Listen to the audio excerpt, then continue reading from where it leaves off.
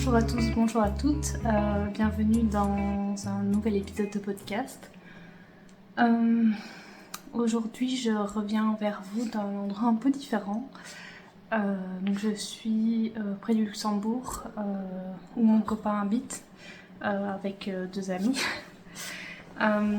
Et j'ai mon chien ici qui ne me quitte pas depuis qu'on est arrivé, il veut tout le temps rester près de moi.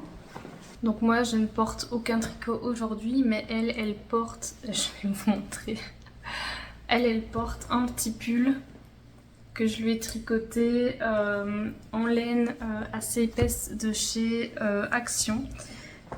C'est une frileuse, hein, il fait pas du tout froid ici. Hier on a eu 20 degrés, aujourd'hui je pense qu'on va en avoir une quinzaine, mais c'est 98% de laine, donc avec ça, elle surchauffe pas, ça régule sa température, donc elle aime assez bien d'avoir très chaud. Et donc du coup, ça, je sais que je peux lui mettre. Donc si vous l'entendez, là, elle est sur le point de s'endormir, elle est sur mes genoux. Donc si vous entendez des ronflements ou quoi, c'est elle. Elle est assez vieille, elle a 11 ans. Donc elle commence à... Elle a toujours ronflé, mais là, elle ronfle beaucoup. Voilà, assez parlé de mon chien. Juste une dernière chose. Le pull que je lui ai tricoté, je l'ai fait, donc je lui en ai tricoté plusieurs. Je l'ai fait en général sans patron, et, à peu près à ses mesures. Donc aujourd'hui, j'ai pas d'objet terminé, mais j'ai quelques belles avancées sur mes encours. J'ai castonné pas mal ces derniers temps. Et je pense que je vais encore castonner quelques petites choses assez incessamment sous peu. Parce que je suis allée au Crazy Knit & Crochet ce week-end à Namur et j'ai acheté quelques belles laines. Et j'aimerais bien me faire un petit caston post-festival de tricot. Donc c'est pour ça que je voulais tourner ici un épisode pour pouvoir vous montrer les poses des chevaux avant de les bobiner en cake. Donc c'est parti pour mes encours du coup, vu que je n'ai pas d'objet terminé. Tout d'abord je vais vous reparler du Holiday Sweater de Petite Knit. Donc que je n'ai pas fini, il me manque encore une manche. Depuis la dernière fois, donc j'ai fini la première manche et j'ai fait le col. Donc en fait ce que j'ai fait, donc j'avais commencé la manche. Désolée si vous m'entendez pas bien ou si vous entendez fort le chien. Je sais pas quoi faire d'autre, elle me colle tout le temps. Donc je disais, j'ai commencé la manche et puis je me suis dit que pour l'essayer, pour que ce soit à bonne longueur, je me suis dit que ce serait plus simple s'il y avait le col parce que je sais bien que ça ne se met pas de la même façon une fois qu'il y a le col. Ça remonte un peu. Donc c'est ce que j'ai fait. Et puis j'ai repris la manche. Je me suis acheté des mini circulaires de 10 mm. Donc j'avais déjà les 7 mm pour le poignet. Mais oui, j'aimais pas du tout les grosses 10 mm en plus, enfin les longues. C'était des aiguilles que j'avais achetées chez Zeman. Donc j'ai jamais vraiment acheté de... Désolée si vous entendez des bruits aussi, il y a des travaux dans la rue. Donc je sais pas la qualité de cette vidéo, l'audio, comment ce sera, mais je fais de mon mieux. Donc je disais, je me suis jamais vraiment acheté de bonnes paires de 10 mm. Et donc j'ai fait une petite folie, je me suis acheté des aiguilles 10 mm. Mini circulaires. Donc ici, j'ai fait le col. J'aime vraiment beaucoup comment ça rend. Et la manche, j'aurais peut-être dû faire le poignet un peu plus long. Mais c'est la même longueur que dans le fond du pull, je pense, donc c'est plus cohérent. Donc comme je vous avais dit la dernière fois, la seule modification que j'ai faite, c'est des côtes semi-torse. Donc je les ai faites partout pour que ce soit cohérent. Comme c'est de la laine plus épaisse, je voulais que ça définisse bien les côtes et franchement je trouve que le rendu est vraiment pas mal. Donc voilà. Côté laine, je suis toujours à la première pelote de mes mohair yarn de chez Action. Donc je pense, donc j'ai encore ces deux là. Je pense pas honnêtement les entamer. Hein. Il y a 570 mètres par pelote et normalement il faut dans les 600 mètres je pense pour la taille XS. Donc clairement je pense que j'en utiliserai moins que préconisé. Ça m'embête un peu mais j'essaierai d'en faire quelque chose d'autre tout simplement parce qu'en plus chez Action on n'a que 8 jours je pense pour ramener. Donc c'est trop tard. Donc voilà, ici il me reste ceci des premières pelotes de mohair et ceci de la deuxième pelote de laine. Donc j'en ai encore une parce qu'il y a 260 mètres par pelote. Donc voilà ce qui reste. De nouveau, je sais même pas si j'entamerai celle-ci. Donc je sais pas ce que j'en ferai. Ça tout seul, je saurais pas m'en faire quelque chose parce que c'est trop rêche, je pense. Je verrai bien ce que je ferai de ce qui me reste. Bien. Donc ça c'est pour le premier en cours. Désolée, je suis un peu perdue, j'ai essayé de tout préparer sur le canapé comme je pouvais. Donc si vous me voyez regarder à droite à gauche, c'est parce que j'entends des bruits, je vois. J'ai pas l'habitude. Voilà. Donc il me reste une manche à faire, je pense que ça ira relativement vite, il faut juste que je m'y mette. Et je vous avoue que là, comme il fait 20, 15 degrés, des températures comme ça, j'ai pas forcément envie de travailler des projets aussi épais en ce moment. Mais bon. Ensuite, je pense que ce sera un plus petit épisode, hein, étant donné que j'ai pas d'objet terminé ni rien. Donc on revient sur mes chaussettes à la vanille. Je suis toujours sur le haut de la deuxième chaussette. J'ai fini les côtes, etc. En fait, j'avais vu que j'étais vraiment à pas grand chose. Je sais pas si je vous l'avais dit dans la vidéo précédente. J'étais vraiment à pas grand chose de commencer au même rang que la première. Donc je me suis dit... si c'était vraiment deux différentes, ça me dérangeait pas. Mais là, ça aurait vraiment fait un petit décalage comme ceci, on va dire. Donc j'aurais pas trop aimé. Donc je me suis dit autant commencer au même endroit. Donc c'est ce que j'ai essayé de faire. Et puis en fait, je sais pas si vous vous souvenez, mais ici il y a eu un petit couac, je vous avais dit. Il y a eu un petit...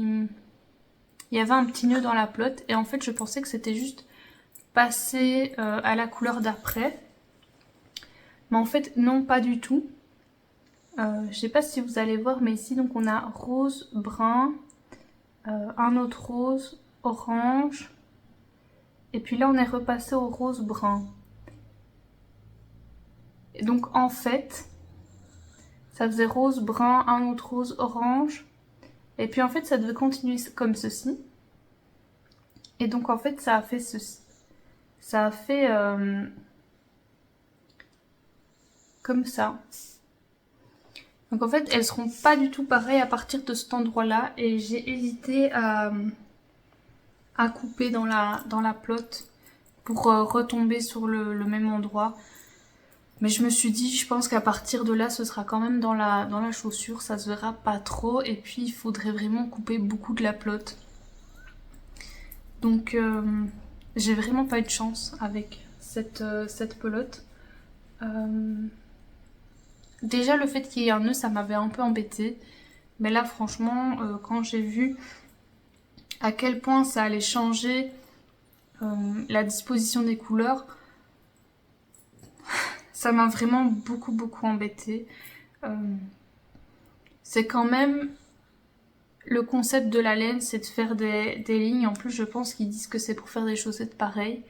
Donc c'est vraiment d'avoir un rythme régulier de ligne. Peut-être que je m'attarde sur des détails, hein, dites-moi. Mais oui, je sais pas, ça m'embête, vraiment ça m'embête. Donc je sais pas si vous voyez, là je suis arrivée au rose et il faudrait que je coupe jusqu'à là. Donc il y a tout ça, en fait, toutes ces couleurs-là qui ont été coupées sur le début de la pelote. Donc je sais bien que c'est des baies de chaussettes de la vanille, que c'est pour mettre dans des chaussures et tout ça, mais moi j'aime bien que ce soit bien fait. Et quand j'achète quelque chose, ben je m'attends à ce que les gens qui le vendent fassent quand même un minimum attention à ce qu'ils vendent. Donc voilà. Mais elles avancent quand même et je les finirai quand même et je les mettrai quand même. En règle générale, je tricote mes chaussettes en 2,75 comme je vous avais dit, en 2,75. Je sais pas si j'aime bien comment ça rend en fait. J'hésite à l'avenir, pour mes chaussettes à moi en tout cas, descendre d'une taille d'aiguille, donc les faire en... Je vais essayer de la mettre pour vous montrer. Pour vous montrer ce que ça donne mis. J'ai pas encore rentré les fils, hein, mais...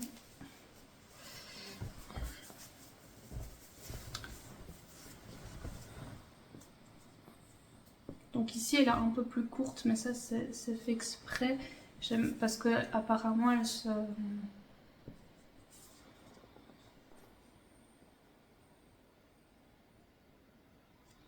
Je sais pas si vous voyez le tissu est un peu... Je sais pas, il est pas très serré et j'ai peur que ça s'abîme plus vite. Sinon j'adore comment elles me vont, hein, mais... Peut-être qu'un peu plus serré, ce serait pas mal. Voilà, c'est ce que j'essaie de dire en tout cas. Donc voilà pour mes chaussettes à la vanille. Et donc elles sont dans un petit pochon de chez Dil et Camille, je pense. Ouais. Je sais pas s'il y en a en France, mais à Liège et aux Pays-Bas en tout cas, il y en a.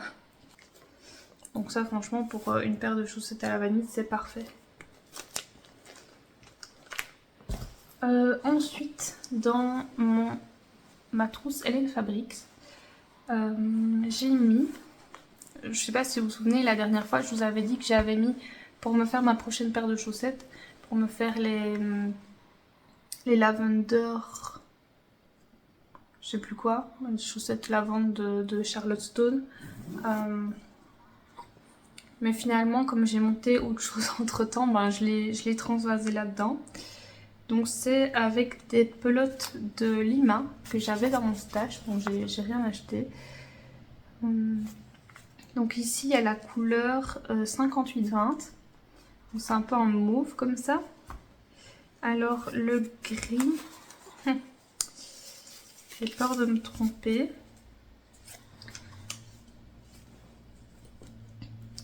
J'ai le gris et le beige. Donc je vais vous dire les deux nombres et parce que je ne sais plus lequel est à qui. J'ai gardé les étiquettes pour vous les montrer, j'ai la 0519 et la 0206. Donc ça c'est le gris et le beige. Donc ça donne ça. Et alors j'ai commencé un petit pull pour mon chien. En fait, je suis tombée sur un compte Instagram il y a peut-être 1 ou 2 semaines où ils font uniquement des patrons de pulls pour chiens. Ils font énormément de taille en fait. Et j'adorais leurs patrons et j'ai vu qu'ils avaient fait une collaboration avec Hobby et que donc il y avait un patron gratuit de eux sur le site de Hobby. Et donc je pense qu'il va de la taille chihuahua à la taille dalmatien, vraiment, il y a énormément de taille. Donc c'est XXS je pense à peut-être XL, quelque chose comme ça. Moi j'ai fait la deuxième taille. Je pense que j'ai fait XS pour mon chien, j'ai pris ses mesures. Et parce que j'aime vraiment bien en plus le dessin. Donc voilà ce que ça rend. Il y a peut-être cette ligne-ci ici que je suis pas trop fan. Mais sinon j'aime beaucoup le jacquard. Et alors ça c'est le devant. Par contre, j'aime pas du tout la façon dont le patron est écrit. Enfin, c'est pas du tout clair, c'est pas du tout facile à suivre. Donc je suis la grille, etc. Et j'ai oublié, je sais pas si vous avez vu sur le pull de mon chien qu'elle a actuellement sur elle. Mais j'aime bien lui faire un trou pour le harnais parce qu'elle ne met que des harnais. Et là du coup j'ai oublié parce que c'est pas facile à suivre. Et donc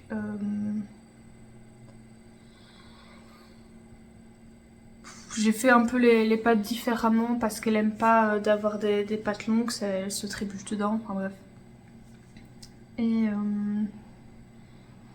je pense que je vais juste suivre la grille. Je perds mes mots aujourd'hui, je ne sais pas ce que je dis. Ça va aller. Donc voilà, j'aime beaucoup le petit pull, ça va être vraiment joli maintenant. Voilà, c'est pas mon explication préférée. Il y a 3 grilles, non, il y a 4 grilles.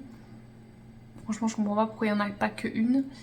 C'est pas du tout clair la façon dont il faut arrêter la grille sur le ventre. Les grilles sont pas alignées, donc quand on fait quand on barre, et ben ça barre pas la même ligne. Enfin, il faut être accroché. Mais voilà, c'est tout mignon. Et ça lui tiendra bien chaud parce que je sais pas si je vous ai dit, la Drop Slima, c'est 65% laine, 35% alpaca. Alors pour sa taille, il fallait une pelote de chaque contrastant, mais je pense clairement pas qu'on utilisera la totalité. Déjà le gris, j'ai fini avec, il me reste tout ça. Donc quasiment la pelote entière. Et le beige, j'ai presque fini et il m'en reste encore pas mal. J'ai emmêlé toutes mes pelotes en vous parlant, tous mes fils. Et alors la sorte de mauve, comme ça ils disent d'en prendre 2, donc j'en ai 2. Peut-être que je l'entamerai la deuxième, mais vraiment pas de beaucoup. Enfin voilà, donc franchement le pull est top. Maintenant, si vous voulez le faire, il faut pas être fatigué. Par exemple là aujourd'hui, vu comme je vous parle, je sais très bien que si je le prends, je vais faire plein d'erreurs quoi. Il y a plein de fois où j'ai dû repartir en arrière et tout ça parce que je me suis trompée. D'ailleurs, il y a quelques erreurs, hein, surtout dans le bas ici finalement où c'est censé être le plus simple. Il y a quelques erreurs. Maintenant, je saurais même pas vous dire où elles sont et franchement ça se voit pas. Et c'est pour mon chien, donc je pense pas que quelqu'un va se pencher à hauteur du sol. Surtout qu'elle sort pas beaucoup, hein, c'est une fainéante. Je pense pas que quelqu'un va se pencher à hauteur du sol et commencer à me dire ah là il y a une maille qui devait être grise et elle est blanche. Non, non franchement je me suis dit tant pis.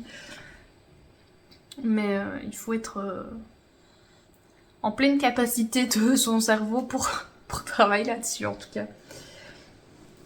Donc voilà ce qui est pour le moment dans ma trousse Hélène Fabrics. Donc j'ai gardé toutes les étiquettes que je vais remettre dedans.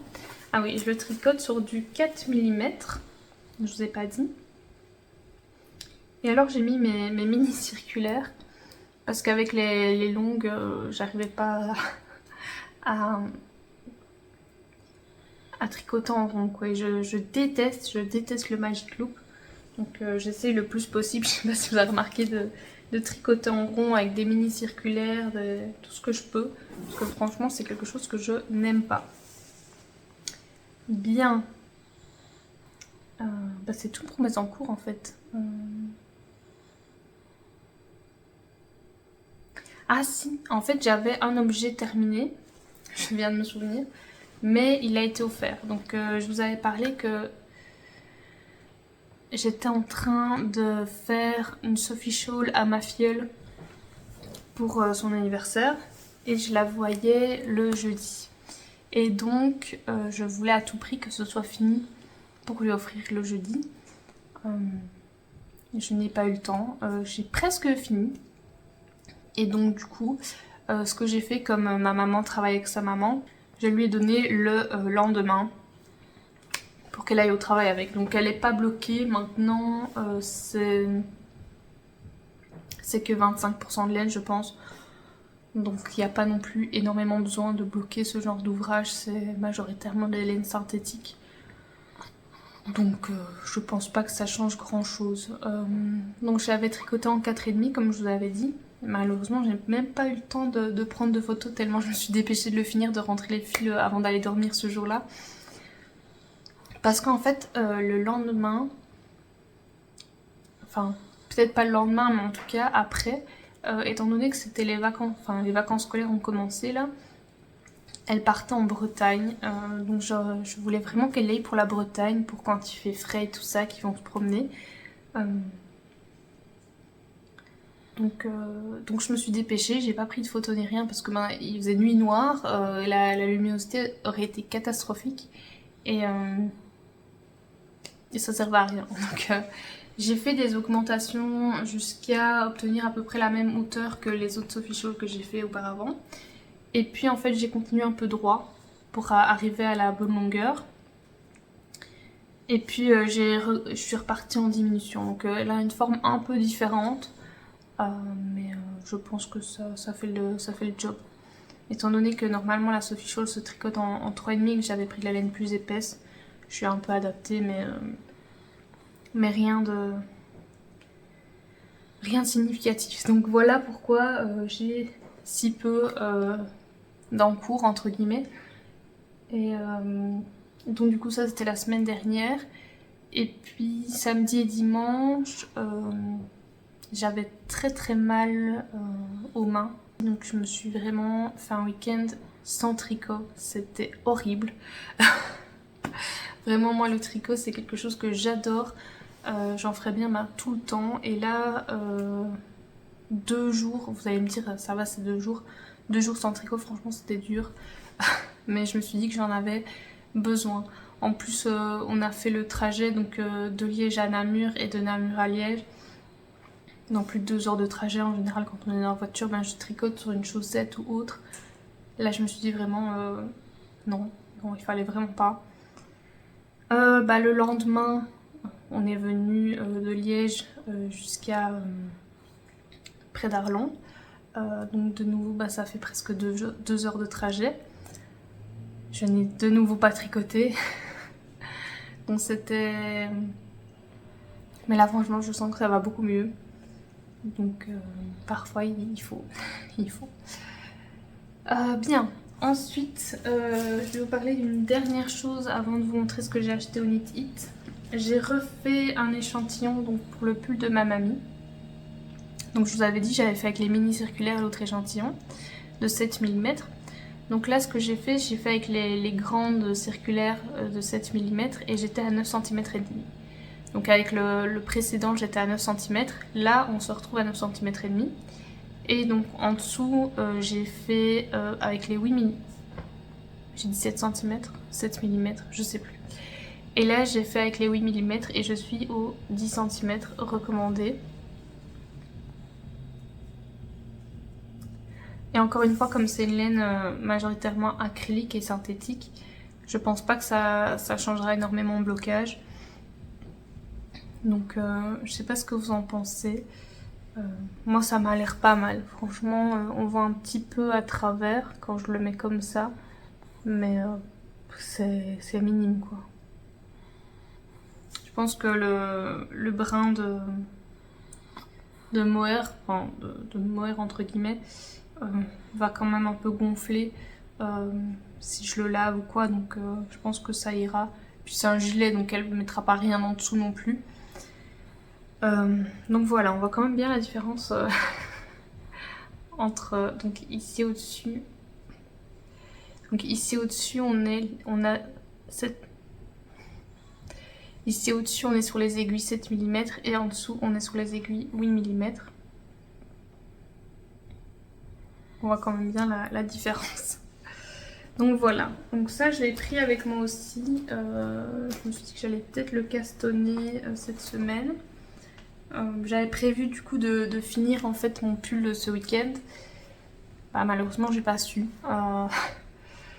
Donc hier j'ai recommencé tout doucement. Donc hier on était lundi. J'ai recommencé tout doucement, j'ai un tout petit peu tricoté sur ma chaussette,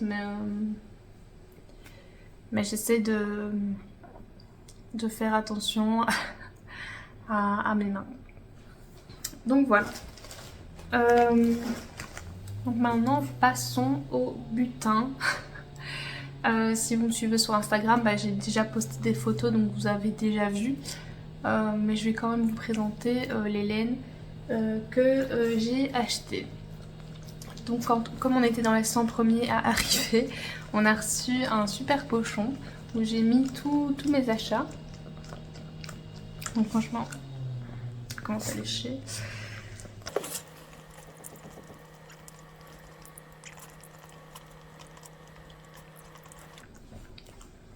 Je vais essayer de la mettre sur le côté. Je sais pas si elle va accepter. Donc j'ai essayé d'être raisonnable. Mon papa m'a dit que j'avais été assez raisonnable. Tout le monde autour de moi m'a dit que j'avais été assez raisonnable. Moi je trouvais que j'avais quand même pas mal acheté. Mais je vais prendre leur avis. Je vais me mettre de leur côté. Donc comme je vous avais dit, tout d'abord je voulais me faire une... voilà.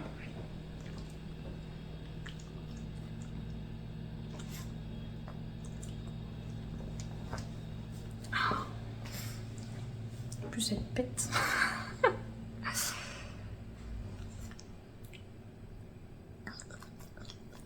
Je commence à en avoir marre. Je leur ai dit qu'après on irait se promener et je pense qu'elle a envie qu'on ait fini. Donc comme je vous avais dit, je voulais me faire la capuche au lit.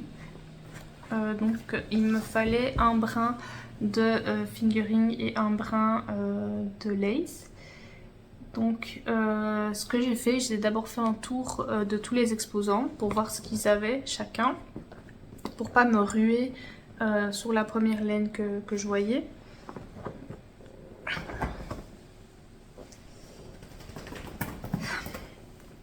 Et donc finalement bah, les choses sur lesquelles j'avais flashé au premier tour sont celles que j'ai achetées. Donc voilà. Donc je suis d'abord allée chez un atelier dans la Pour.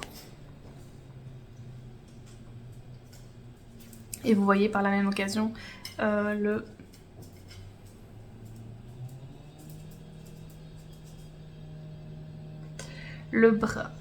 premier écheveau que j'ai acheté.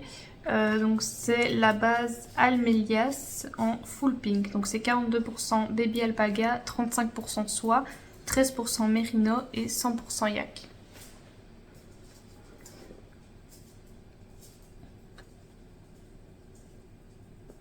Voilà, donc ça c'est 400 mètres pour 50 grammes, donc ce sera mon brin de fingering. J'avais vraiment envie de quelque chose de tout doux, c'est pour ça que je suis partie sur du baby alpaga plutôt que sur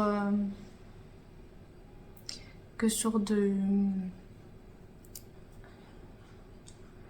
Elle me déconcentre tellement que je perds mes mots. Je voulais vraiment quelque chose de tout doux, c'est pour ça que je suis plutôt partie sur de l'alpaga que sur du mohair. Et pour aller avec, donc en fait j'avais flashé sur cet écheveau-ci. C'est un écheveau de Mary Single, donc 100% mérino extra fin. Et c'est la couleur Red Velvet. Ouais, vous avez, je pense, vraiment la bonne couleur. Hein. Je suis désolée si la luminosité est catastrophique, j'essaie de faire comme je peux. Je me suis mis près de la lune, près de la fenêtre. Mais le soleil vient et part. non, ça change pas grand chose si j'allume la lumière. Voilà. Voilà pour le premier écho. J'ai vraiment flashé sur... Enfin, pour le premier projet. J'ai vraiment beaucoup aimé... Désolée si vous entendez mon chien boire dans le fond. J'ai vraiment adoré cette teinturière. Et ma maman, du coup, m'a acheté aussi de la même teinturière un écheveau de Merica. Donc 78% mérino ultra fin et 22% de cachemire. Le coloris framboise. Donc ça, c'est un écheveau unique. Qu'elle a teint un seul en fait, elle en a teint que un, unique du coup. Et franchement ça, j'ai flashé dessus, il est tellement doux avec le cachemire. Et donc elle m'a acheté le kit en fait. Elle fait aussi des patrons et donc elle m'a acheté pour faire le châle Sim. Donc c'est un châle à un écheveau, tout en point mousse avec un tout petit peu de dentelle. Et franchement il était très très beau. Donc ma maman m'a acheté les chevaux et le patron qui allait avec. Donc voilà pour mon butin de chez Un Atelier dans la Cour. Donc on est bien sur du rose là. Mais c'est des couleurs que j'adore. Et alors il y a un peu de bordeaux aussi dedans. Et ça ira parfaitement avec mes chaussures d'hiver. Donc c'est parfait. Et avec mon pull et tous mes affaires. Ensuite, comme je vous avais dit, j'étais à la recherche d'un écheveau pour aller avec cet écheveau de l'Espagne, de chez Casasol. Ouais, donc vous voyez pas bien du tout les couleurs, mais il y a du bordeaux, il y a un peu des speckles de toutes les couleurs dedans. Et alors j'ai pris pour aller avec chez Le Fil de Sidonie. Donc c'est son étiquette. J'ai pris de la 100% Mérino. Donc en fait elle fait des coloris et il y a des dégradés dans ces... Je vais essayer de finir assez rapidement parce que mon chien commence vraiment à s'impatienter. Donc elle fait des coloris et elle fait des dégradés dans les coloris. Donc il y a des plus foncés, des plus clairs à chaque fois, j'aime vraiment bien. Donc là c'est le coloris Marie-Jeanne en foncé. Et donc je trouvais que ça allait parfaitement bien avec parce qu'il y a exactement cette couleur là en fait dedans. Donc j'aimerais bien, je pense, me faire le châle de Nadia Crétin-Lechaine qu'elle a sorti pour son anniversaire. Je ne sais plus le nom. Cette fois-ci, j'essaierai de ne pas oublier de mettre les informations sur l'écran. Je suis vraiment désolée pour la semaine dernière, j'ai complètement oublié. Mais donc du coup j'essaierai j'aimerais bien, je pense que je vais faire ce châle là, j'achèterai le patron et je me ferai ce châle là. Donc là on est un peu plus sur du beige. Voilà, c'est mon châle de la sobriété. Comme dirait Sophie au fil de la ruche, la sobriété. Moi je suis sobre mais dans les roses. Et enfin, pour mon dernier projet, ça c'est un coup de tête on va dire.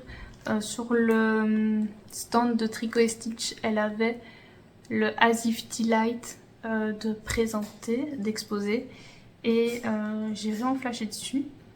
Elle avait plus exactement les couleurs avec lesquelles elle l'avait tricoté.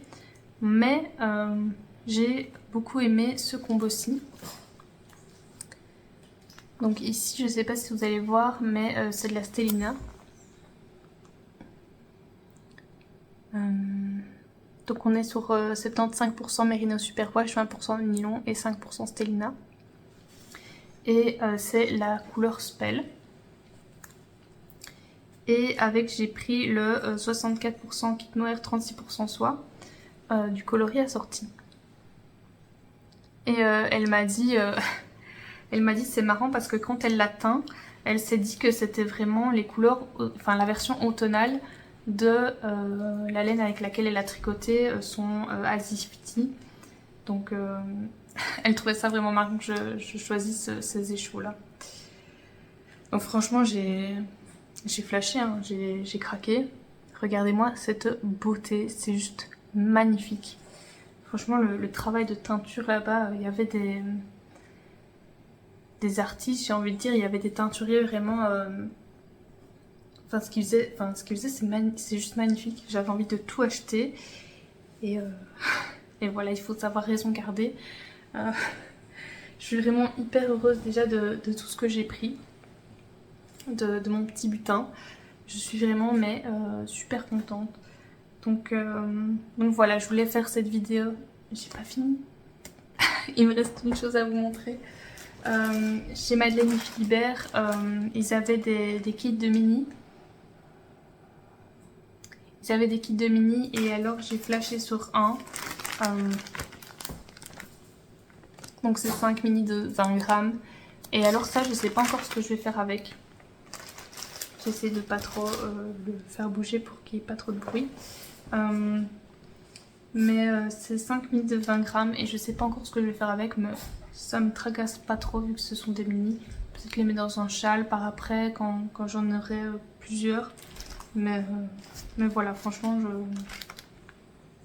je suis très heureuse de mes achats. Mais regardez-moi ces couleurs, comment elles sont magnifiques. Franchement, très heureuse de cette première édition. Et franchement, vu le monde qu'il y avait, je pense que ça a bien marché. Les stocks des teinturiers se vidaient à vue d'œil. Donc franchement, je suis super contente pour les organisateurs et pour les exposants qui sont venus. Et je me réjouis qu'il y ait une nouvelle édition l'année prochaine. En tout cas, j'espère. Donc voilà, je vais essayer de terminer cette vidéo là maintenant parce que mon chien est en train de pleurer. Je peux l'entendre, je pense, dans l'arrière-plan. Donc je vais la sortir. Je vais aller me promener avec elle. Elle adore aller se promener ici. Chez moi, elle déteste, mais si, elle adore aller voir les vaches et tout ça. Donc j'espère que vous auriez aimé cette vidéo. Et je vous dis à la prochaine, assez rapidement j'espère.